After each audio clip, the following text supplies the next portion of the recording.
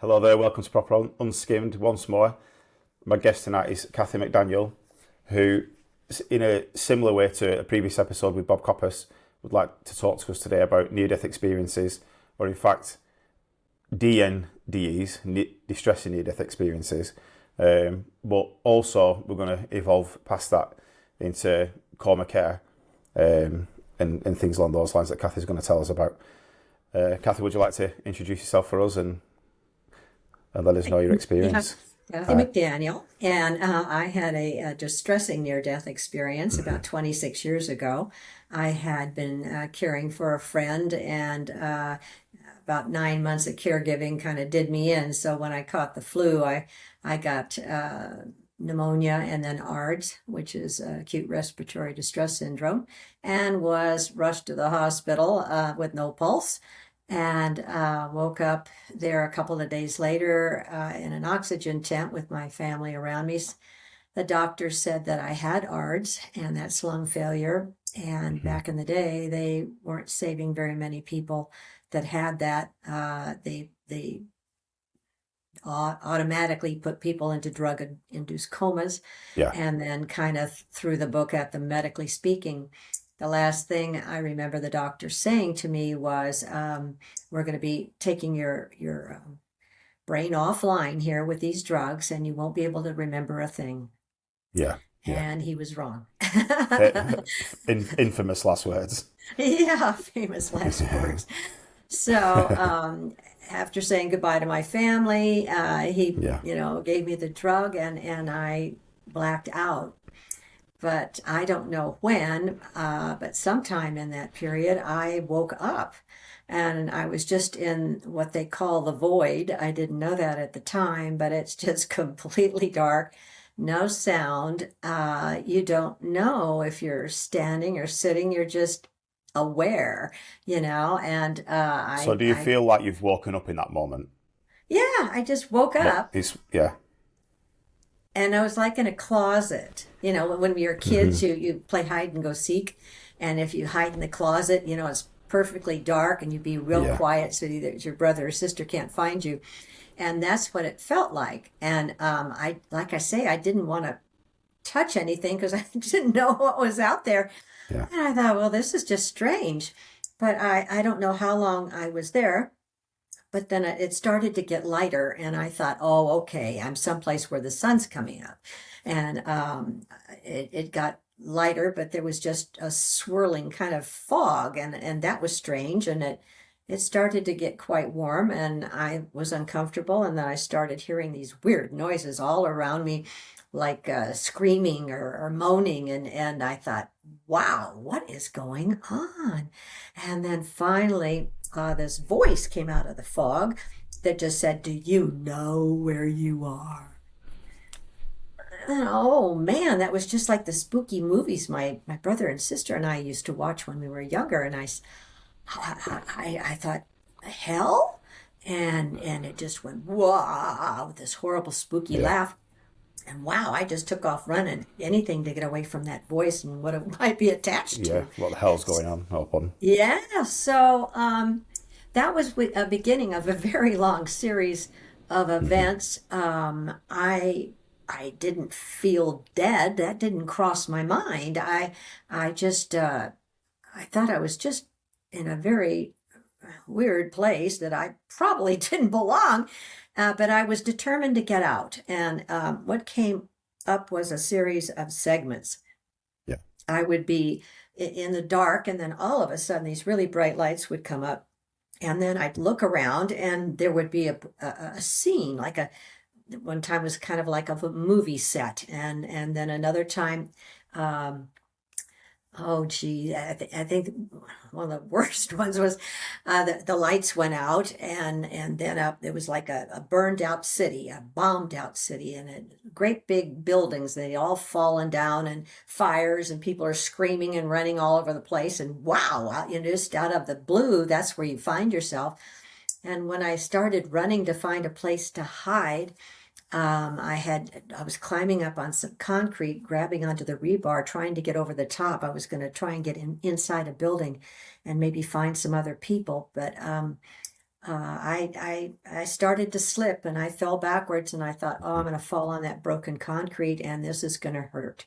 And what happened is the lights went out Yeah. and then the lights came up and now I'm someplace else. There was a demon that said he'd get me out of there if I would cut down this whole forest of blackberry bushes. I thought that quite weird, but I thought, well, Yeah, I know. maybe he can get me out. He said he would if I would do it. So as I tried to Give it a start chance. cutting these big thick vines with some little paper cutting scissors, and he's laughing. He thought it was funny. And I was irritated, but I was determined to get out of there. So I thought, oh, this is what I got to do. Yeah. And I cut one of the vines, and it took a long time. And when I went to cut another one, the first vine just grew all the way back. And I knew that that was probably not going to be a good situation. But then the lights went out and they came back up. A good part of the time, and I don't know how long it was because there's just no time on the other side. It's always Yeah. now. Yeah. And there's Yeah. no stars and it's dark anyway, I was on this like dirt road and I could see at the horizon there kind of like a fire coming up over this. That was the only light there was. I kept saying, well, gosh, there's no moon, there's no star. Where am I? You know, I just couldn't figure it out. And this one part was quite weird because I saw living people, a living person that I knew, and that's very rare when you have one of these Yeah. experiences.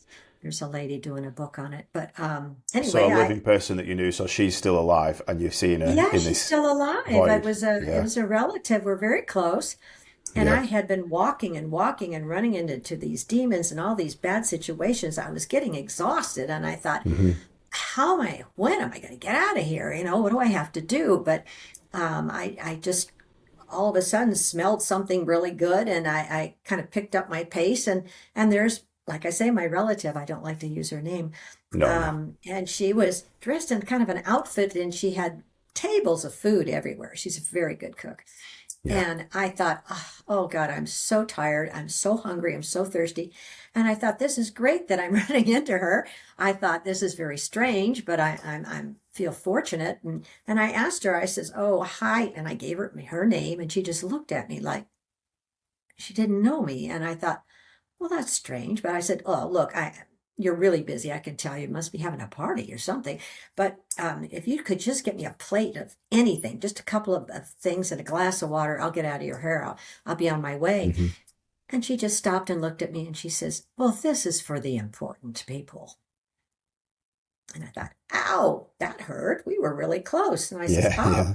well, Cheers, mate. sorry, and I Yeah. kept Yeah. down the road. Other things happened on the road. I think the worst is when I ran into the zombies. Yeah. You said about this. There was a crowd of them. It was very darkish there, so I could Hmm. just make out these forms, and it was people that were kind of muttering and stumbling around and on my road, and I knew I had no other way to go, so I thought, well, I'd seen zombie movies and I knew how to take care of this situation. You just kind of slow down and mumble and stumble and kind of get through. I thought I'll just get through the group. They won't notice me and Yeah. I'll be on my way trying to find a way out of here. Well, that didn't happen. They did notice I was there. They all froze when I got in the middle, and a very unpleasant sexual harassment situation took place, and very unpleasant, very scary. Um, It's awful. I was all by myself. I didn't, so when they finally backed up, this other big demon lady came over and told me, "Get up, you get up. You're one of us now." And I thought, well, geez, at least I'll get away from these guys. I'm not real You're thrilled one of about us going now. with this That's an lady, but interesting one.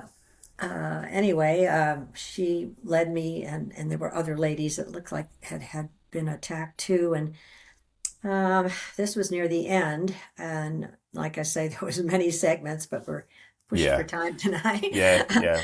It's all in the book, folks, if you want to read Yeah. it. But we got in line and we went out on this tundra. The forest like disappeared, and now it's all just snow as far as you can see. and we're just trudging through the snow. It's coming down like crazy, and none of us have many clothes on, and it's freezing. And I thought, good grief, where am I, and what's going on, and when am I going to get out of here? I just couldn't figure it out.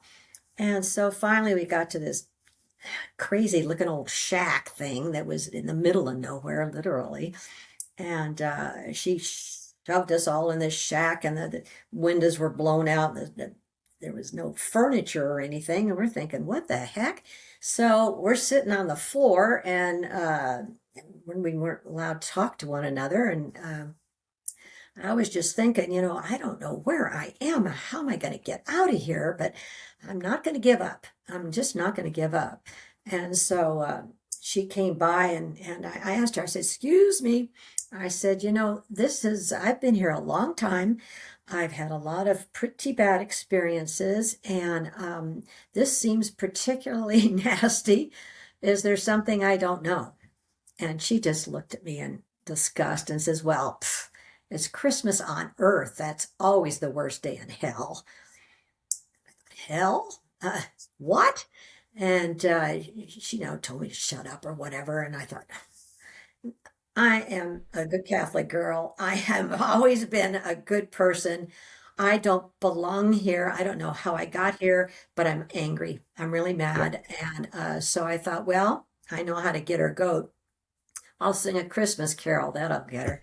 And so we're sitting there on the floor, and I start out singing "Away in a Manger," and she turns around and says, shut up. And the other ladies thought, aha, so they're singing with me, no crib for his bed. And she said, I mean it. It's just going to get worse. And I said, the little Lord. And she shrieked, and she jumped at me. And I thought, oh, good. The lights are going to go out, and I'll be somewhere else, right? Got to be better than this. And so the lights went out, and then the lights came up, and then it was a completely different situation. I mean, I was just rolling in this love is all I can come up with, light and love and warmth and joy, and just kind of tumbling in slow motion through all of this. And it was, everything else just disappeared. I didn't remember anything. I was just totally happy and engaged in this, whatever this was. Like it was the wonderful. unconditional love kind of feeling. It was wonderful. So I had been caring for my best friend who died of leukemia. That's where I had been before this situation. And he had died. And I was really heartbroken about that. He was only 52 years old. And I was heartbroken. But all of a sudden, when everything started to coalesce a little bit, I was looking around. It was beautiful. And oh my gosh, there he was standing there. And I thought, I thought to myself, oh my God, he doesn't know he's dead. Yeah. And I don't want to be the one to tell him.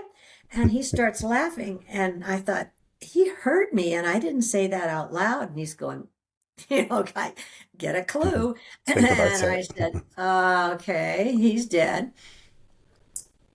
I must be dead, and this must be heaven, and this is like the best news ever. And I was so excited, and he's laughing, I'm laughing, and I remember seeing something out of the corner of my eye, and I looked, and it was a big table with a huge book on it, about halfway open. And I thought, Lordy, he was showing me something in that book. And I just remember saying, oh, no, that's going to be too hard. I want to stay here with you.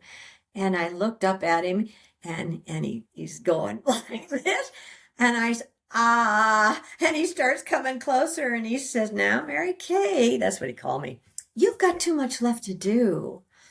I thought, oh no, they're throwing me out. I thought, no, so you wanted that's to stay not, and you get kicked back. Not gonna happen. And I just said no. And the lights went out. And then the lights came up. And I had a little timeout period where I walked down this stream and talked to some ladies that gave me a message to give to somebody that I was going to marry. And yeah. And so then the lights came up, and they were way too bright, and there was people milling around, and it was too hot, and I couldn't move, I couldn't talk, and I thought, oh, expletive, I'm back Yep. in hell again. And then one of these people turned around and said, oh, Mom's back. And I thought, what? And then there's my mom and my dad and my daughter, and they're all crowding around the bed, and I'm freaking out. I thought, wait a minute. I was just, what's going on? I couldn't talk because I had a trach, and so they had that stuck in my throat. I weighed 86 pounds, so I had no muscle mass left, so I couldn't move. Yeah. And I freaked out is probably an understatement. Yeah. Yeah. So my daughter sat down and told everybody else to be quiet and tried to explain, I had been very ill. I'd been in a coma for 18 days and they didn't expect me to live. And they were so thrilled that I was back. Yeah, of course, yeah. And I thought, back. I can't move. I've just been God knows where. And this isn't the good news. I wanted to be back in heaven, thank you very much. So it was a long trip back. I had been in the ICU for 3 weeks, so it was another week I had to stay before I was blessedly admitted into a rehab facility for a month, so I could get past my 86 pounds back up to 99. And then learn how to walk and crawl and walk up and down stairs and feed myself and dress. It's a hell of a journey. It was awful. And then I was left with this horrible nightmare that would not go away. And I tried to tell people about it, and they said, no, no, you're a good Catholic girl. That wasn't how, that was just an illusion. It was a dream, bad dream. It'll go away. So, well, you can only kind of remember dreams, can't you? When you have a dream, you can wake up and you go, oh yeah, I had a dream. And then 10 minutes later, you're having your breakfast and you think, I can't remember. But I can't remember the way that you're describing that, it's there. It's really there, isn't it? It'll go away. It'll go, it was just the drugs. And I said, no, wait a minute. That doctor said I wouldn't be able to remember anything.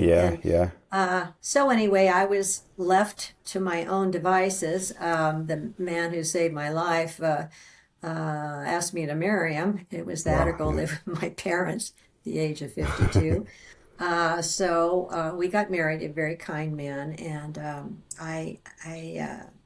I struggled to get my health back. It took a good year to be able to walk any distance and put some weight on and not feel sick all the time. So, but it didn't go away. And being a writer, I wasn't a formal writer in those days, but I would write it out. And then I would think, if I could just get this out of my head and onto paper, stick it in a drawer, it'll go away.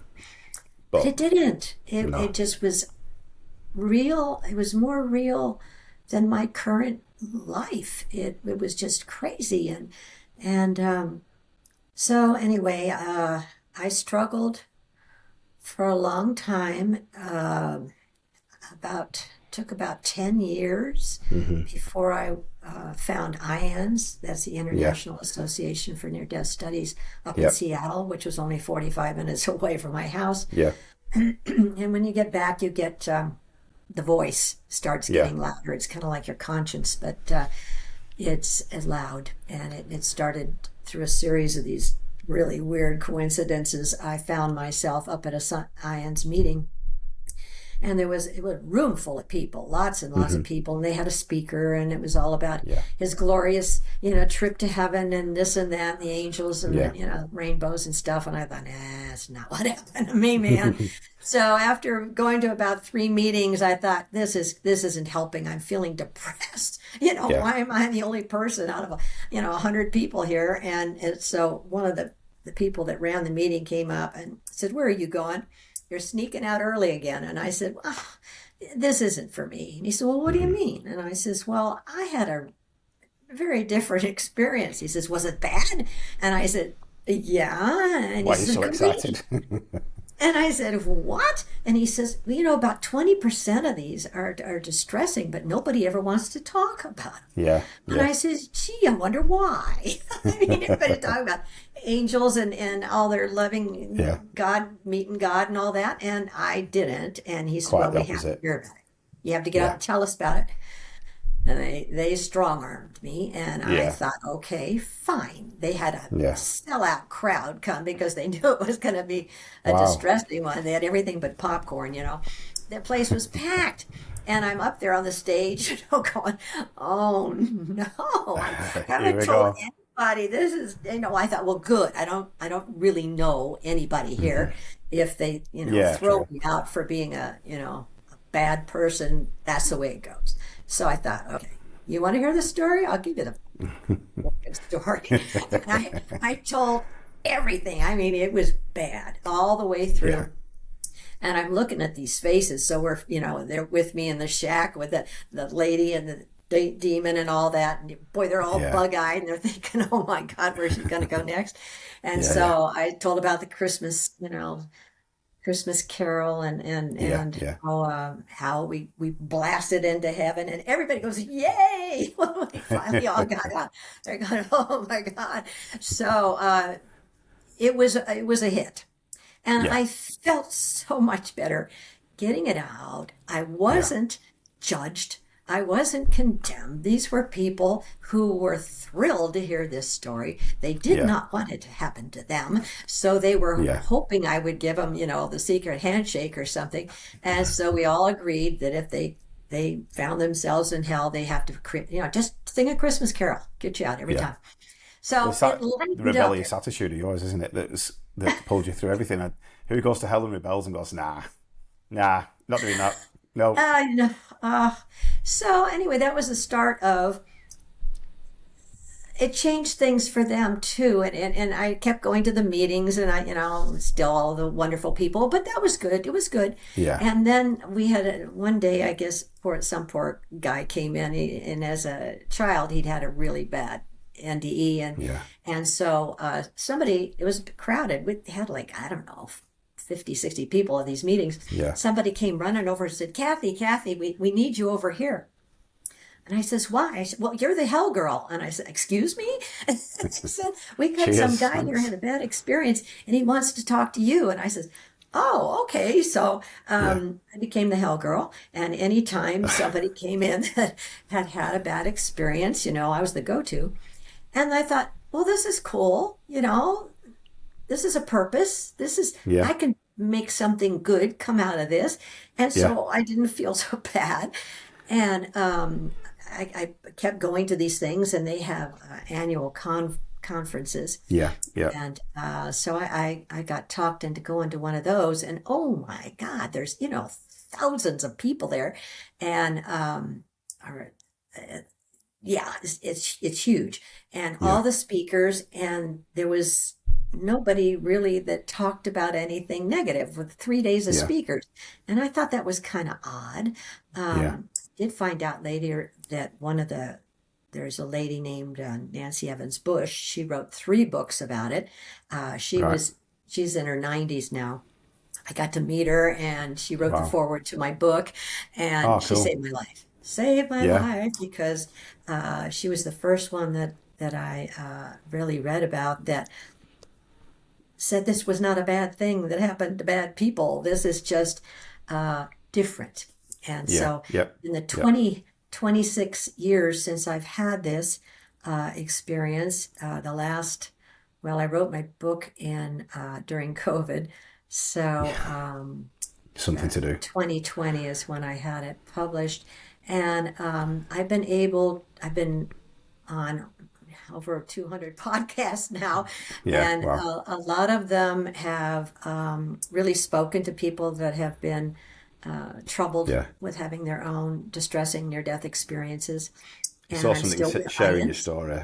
Yeah, Yeah, sharing my story. And on IANS, I have a distressing NDE group that yeah, meets yeah, monthly. We've been doing that for about 5 years. And there are so many people that come in. A lot of them are very quiet the first once or twice they're at the yeah, meetings. and then they tell their story. And a Yeah, yeah. lot of them, it's the first time they've ever done it.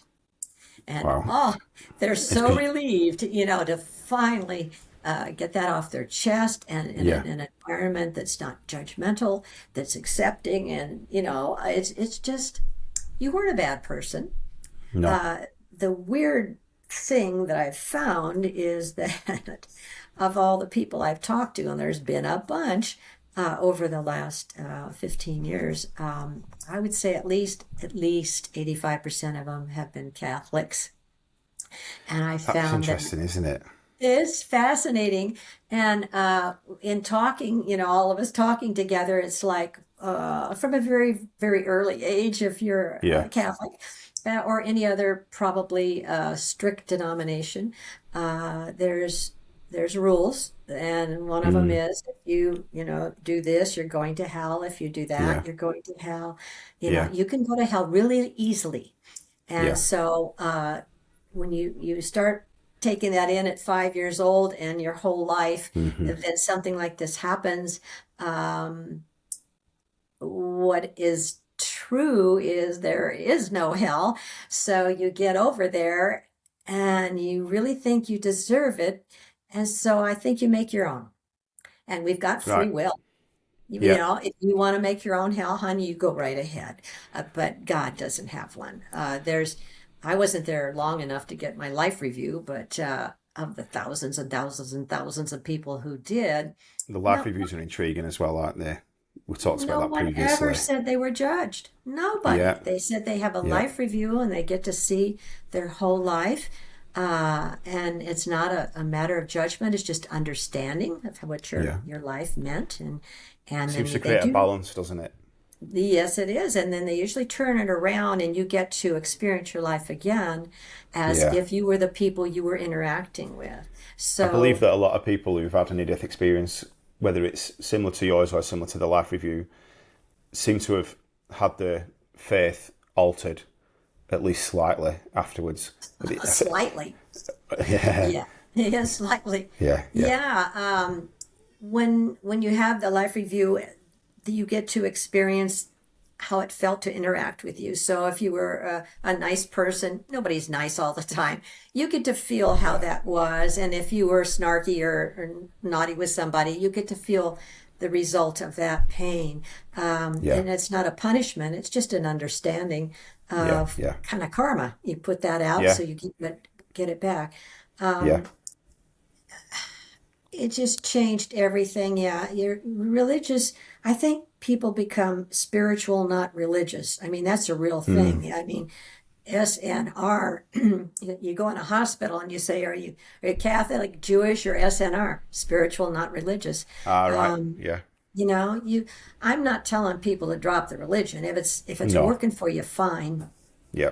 But if I just caution people, nobody can tell you you're going to go to hell. Yeah. I mean, they can tell you that, but it's not true.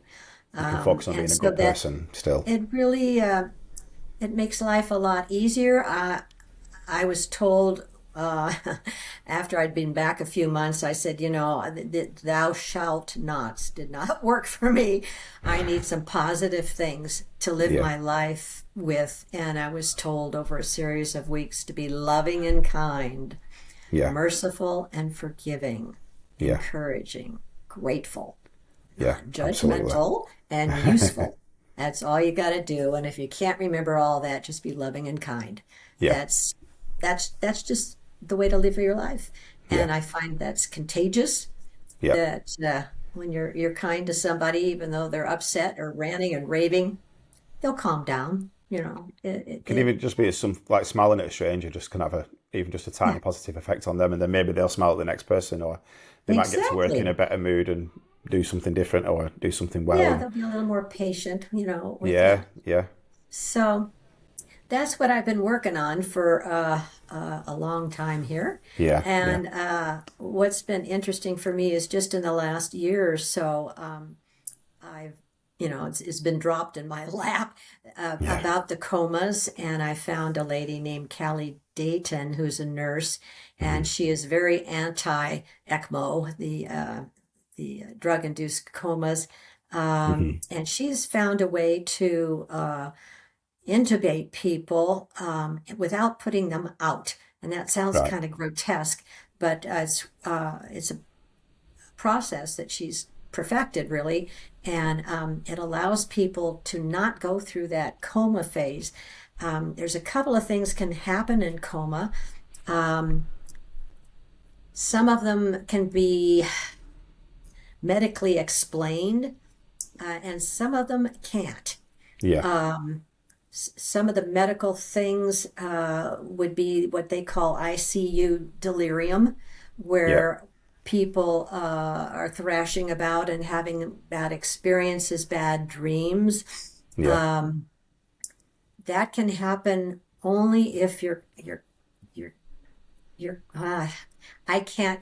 You have to talk to the experts. I simplify Yeah. it, No, but it's anyway, okay. Yeah, that's all. That's what we need to do. If you're having a near-death experience, that means your brain is offline, and the only thing working is your spirit. Okay. Yeah. So your spirit can travel around and have these adventures. If you're just somewhat drugged, then you can hallucinate. And hallucination comes from a conscious mind. Yes. In a deep Yeah. coma, Okay. Yeah. you're unconscious.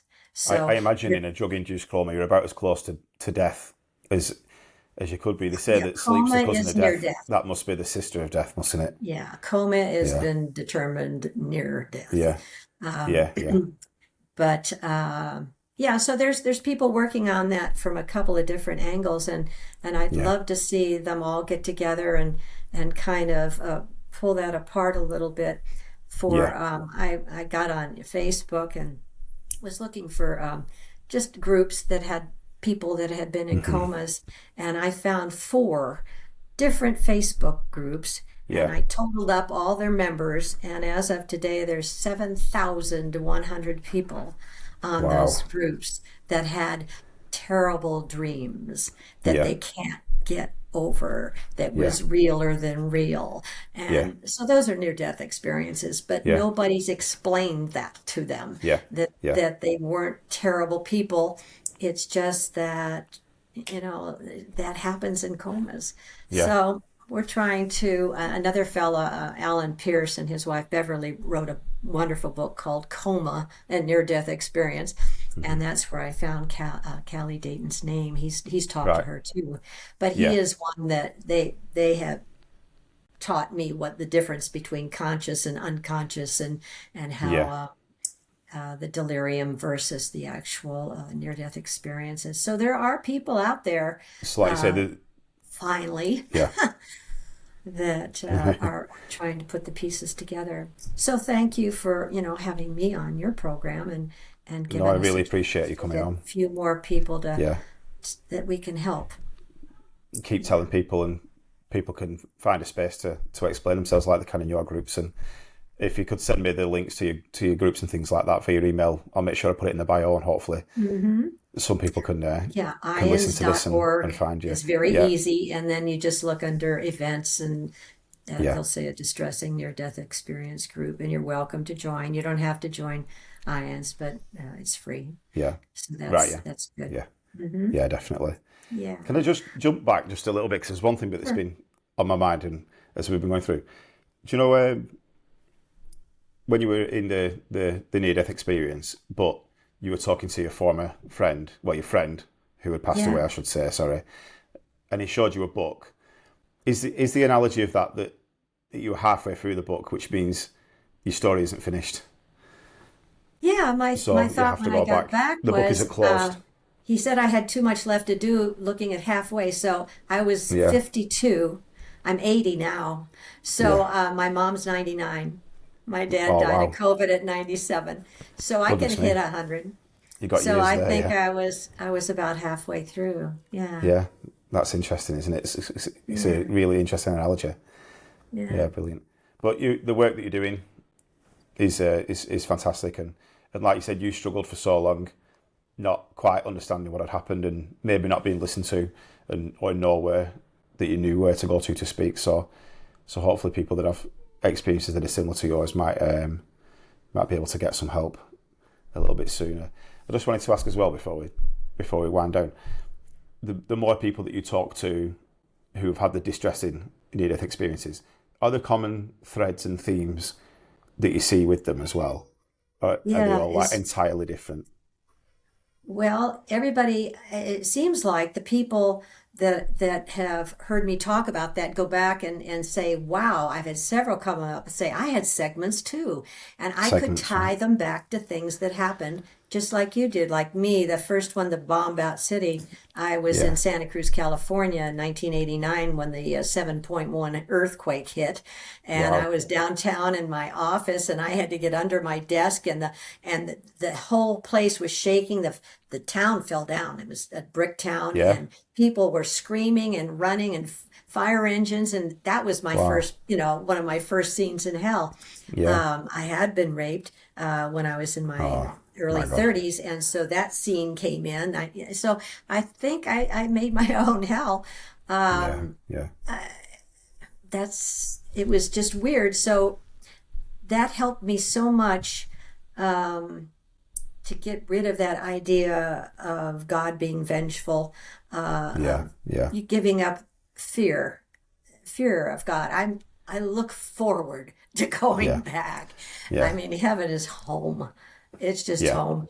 And anybody who's been there can't wait to get back. I mean, I learned from other people too that, we all start off in heaven and we choose to come down here because Earth is the toughest gig. It's only for the strong souls. And lots of contrast here. It's you come down and just experience it. And then when you go back home, you get your life review and see if you accomplished what you wanted to, and you're back there with all your soulmates again. And eternity is a long time. So there's lots of reincarnation that can happen and different planets and different, it's cool. You don't die. Just don't die. Just move on to the next phase. Yeah. Oh, cool. Thank you so much for sharing all those things. I really appreciate it. I think we kind of had this a little while ago, but I have one question that I asked all my guests. Yeah. So if you could have it again, if that's all right, if just so the episode ends in that way. If you could speak one sentence that the whole world would hear, what would that sentence be? Be loving and kind and merciful and forgiving, encouraging, grateful, non-judgmental, and useful. Awesome. And if you find that useful, it makes your whole life different. For sure. That's a great sentence for us to end on. Thank you so much. You're welcome. I really appreciate it. So goodbye to the listeners, and thank you again. Thank you. Take care. Thank you. Bye.